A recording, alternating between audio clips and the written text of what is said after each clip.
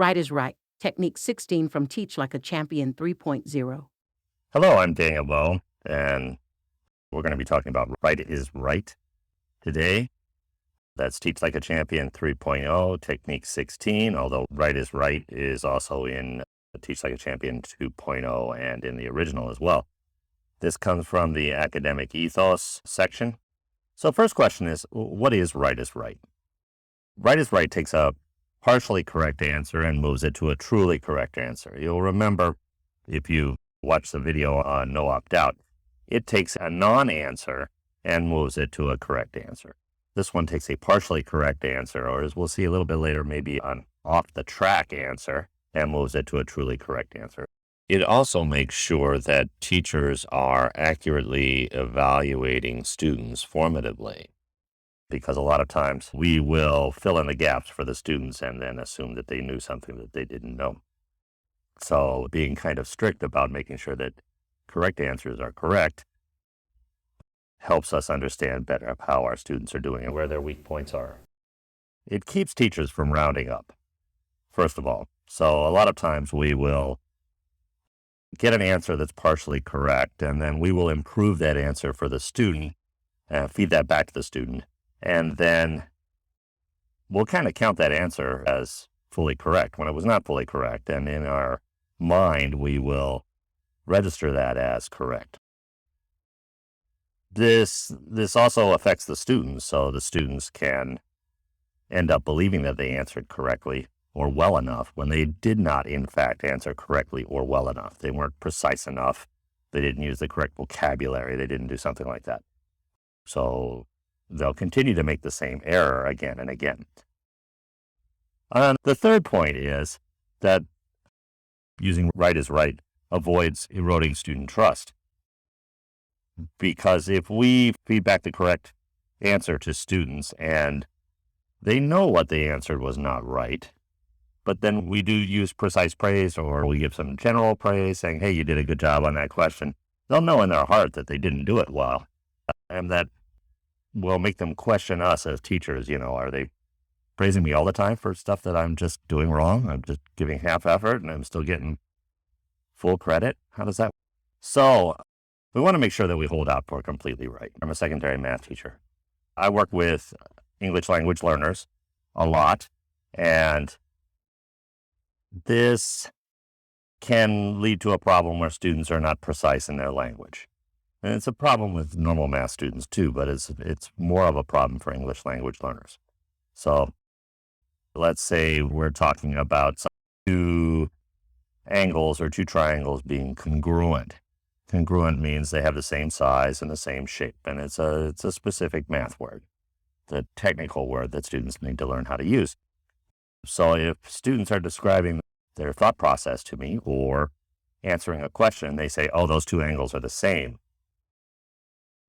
That's close. And maybe if I'm rounding up, I'll take it and I'll say, you're right, they're congruent.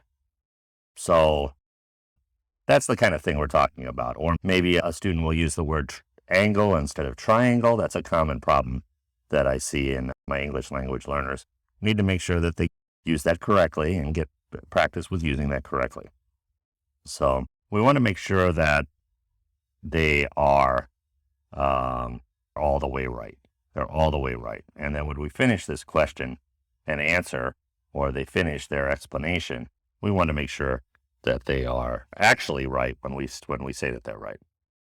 So there are other ways that students cannot be right. Maybe they don't know the answer, but they're trying to give you something. A lot of students really want to do well in class, and if they don't know the answer, they're going to try to appear like they know the answer. So they may just give you some word salad.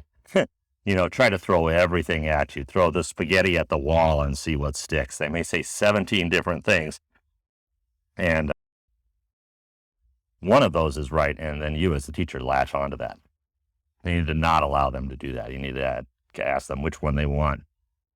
To repeat the question to them, ask them to be specific about their answer, choose one answer. Students may intentionally or unintentionally answer a question that you didn't ask. So they may know the answer to a related question, and they may try to answer that question. So they can pass off that maybe they misunderstood the question that you asked, and because you're a nice person, you don't want them to lose face, you don't want to embarrass them, you are going to allow them to get away with answering the wrong question, and you may feed back the question that they intended to answer. Say, yes, you're right, that was the reason for the Great Depression, you know, and then move on because you don't want them to feel embarrassed. Students may get off track and, oh, by the way, there's something that I am really serious about and is really important to me. And we're going to start talking about maybe they're interested in the environment. They may choose this time to go off on the environment and really not actually fully answer your question. And the last way is kind of being hand wavy. So a student may answer very generally, something like, love is truth and truth is life, some platitude that is completely meaningless and doesn't really answer your question, but at first glance seems to other students in the class seems rather deep. And maybe a lot of teachers will allow that to go just because teaching is exhausting. So sometimes you just don't have the energy to push back on some stuff like that. So one of the things that we need to watch when we're doing this is to watch our tone, because this can pretty easily turn into a negative correction. And we don't want it to be a negative correction. We want it to be a positive correction. We want to be supportive. We want to, highlight the things that they've done right already, the things that they've already got right, and tell them to get all the way right. You're halfway there. You're almost there. We need that one word. What's that word that we use instead of the same? And then if they're not sure, then I can use that no opt out and go and find a student to help them get that word and then go back and support them. So we need to watch our tone and we need to stay supportive.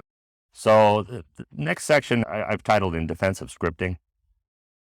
Teachers in general hate scripted lesson plans, hate them. And I think that's because they misunderstand scripted lesson plans. They think that they are supposed to follow the script and the students are going to follow the script. And that is not what scripted lesson plans are for.